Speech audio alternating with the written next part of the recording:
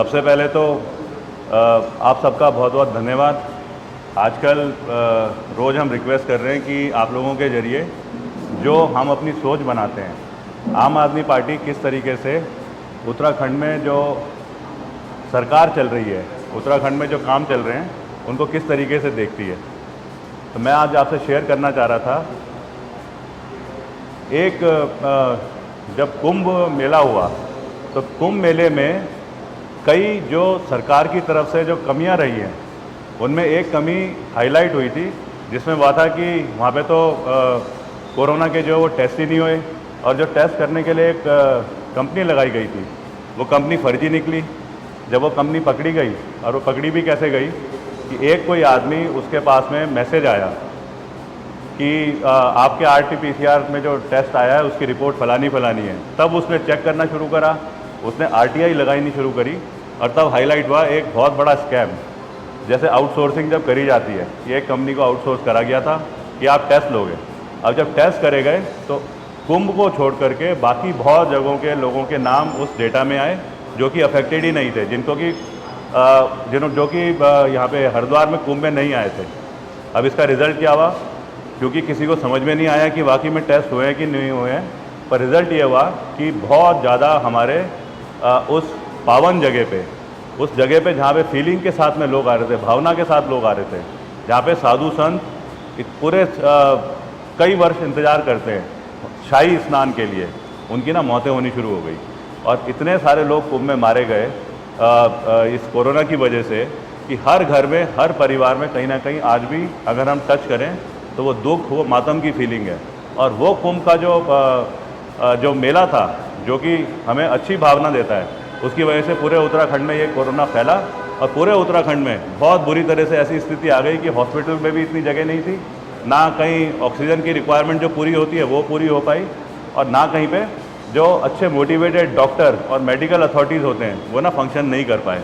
मेरा बोलने का मतलब है, ये बैकग्राउंड अगर देखा जाए, इतना बड़ा बैकग्राउंड था, इतना बड़ा एक क्या बोलते हैं, एक डिज़ास्टर आया, जैसे मैं बोलूँगा बायोलॉजिकल डिज़ास्टर।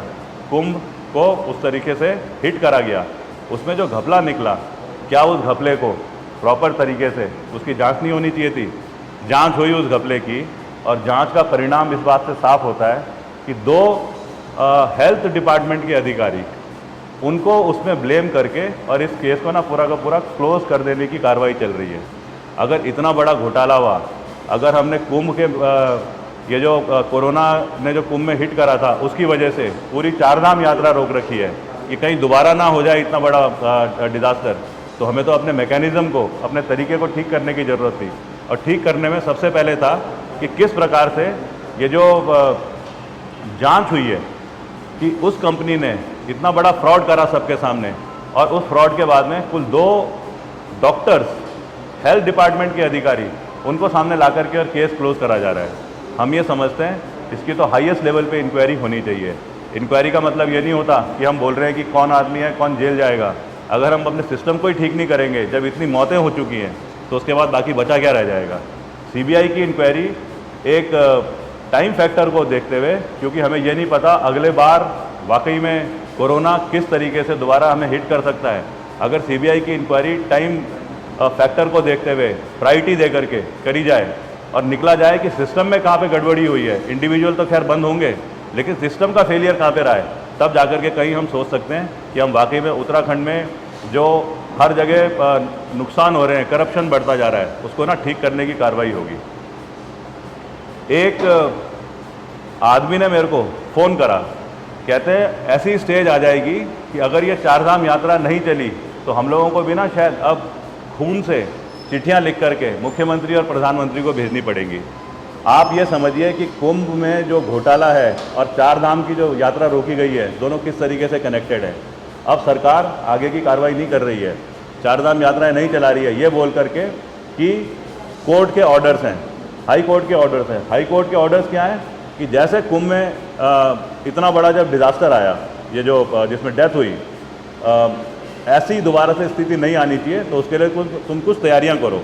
तैयारियां करने के बजाय सरकार, जिसके पास सारे तंत्र हैं, वो क्या कर रही है, वो किसी थर्ड पार्टी को ब्लेम करके और अपने को ना गायब कर दे रही है।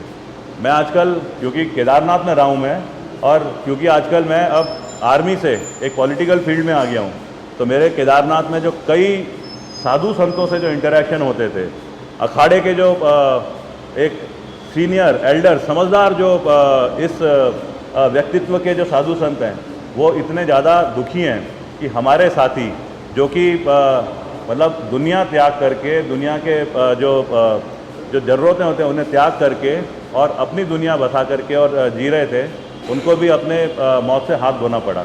अगर इस तरीके का चलेगा तो ये मेरे ख्याल से एक बहुत बड़ा वो सिस्टम बन गया है कि हमारा सिस्टम कैसे टूटता जा रहा है। इस विषय पे मैं आज आपसे बात करने आया था, आप ज़रूर मेरे से सवाल करिए।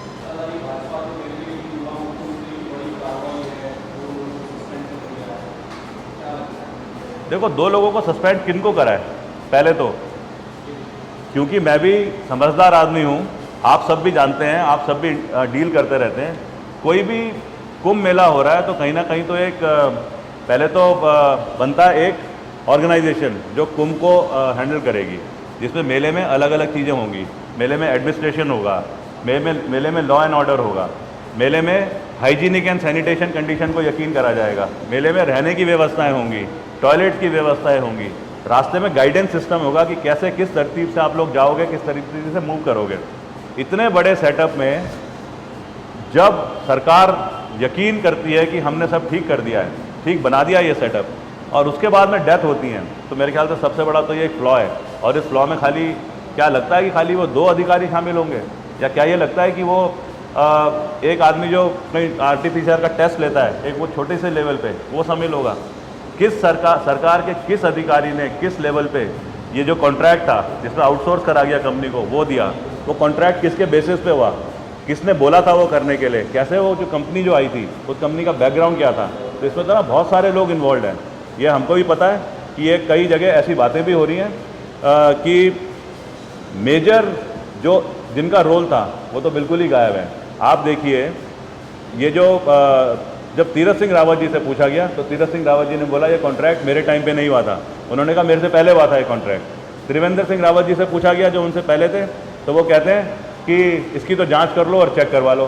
तो मतलब अगर इतने बड़े इशू के बाद में अगर ऐसी वाली बातें हो रही हैं, वो भी हाईएस्ट जो पॉलिटिकल हमारे इलेक्टेड लोग हैं, मुख्यमंत्री हैं, तो फिर आगे कैसे होगा? क्योंकि यहाँ लोगों के साथ इमोशनल अटैचमेंट है, डेथ हो रखी है, तो ये इंक्वायरी तो हाईएस्ट लेवल पे जाकर के और सबके सामने क्लियर होकर के आनी चाहिए। सर, आपको क्या लग रहा है कि बड़े-बड़े लोगों को अभी तक बचाया जा रहा है इस बैलेंस में? जब 2 छोटे लोगों को, देखो ये तो सिंपल सी बात है, मतलब इतनी अच्छी एजेंसीज हैं यहाँ पे, एजेंसीज उसकी इंक्वायरी करे, अपने आप सामने आएगा। लेकिन इसमें भी कोई दोहराई नहीं है, अगर सिस्टम इतना बड़ा फेलियर हो रखा है तो खाली क्या वो 2 लोग हो सकते हैं जो कि बहुत छोटे लेवल के थे और वो खाली हेल्थ डिपार्टमेंट से थे? हेल्थ डिपार्टमेंट थोड़ी कॉन्ट्रैक्ट करता है, कॉन्ट्रैक्ट तो एडमिनिस्ट्रेशन करता है, मैनेजमेंट वाले करते हैं, हेल्थ वाले तो उसे एग्जीक्यूट करते हैं ग्राउंड पे। तो ये तो इसीलिए तो बोल रहा हूँ कि ये इंक्वायरी प्रायोरिटी पे होनी चाहिए, ताकि असली चेहरे जो हैं वो जागरूक होकर के सामने आकर के और सबको दिखाई दे।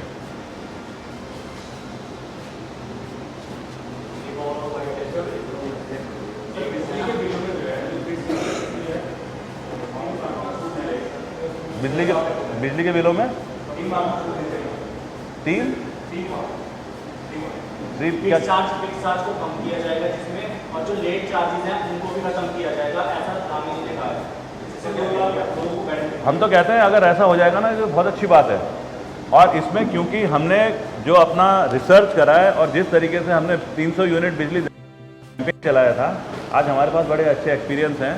हम बगैर अजय कोठियाल, बगैर आम आदमी पार्टी की टोपी पहने, बगैर आम आदमी पार्टी का चेहरा बने आकर के उनके साथ बैठना चाहता है और उनको ना और सजेस्ट देना चाहता है कि ये जो आप कर रहे हो ये तो बहुत अच्छी बात है, हमारे एक्सपीरियंस भी ले लो और अच्छा हो जाएगा।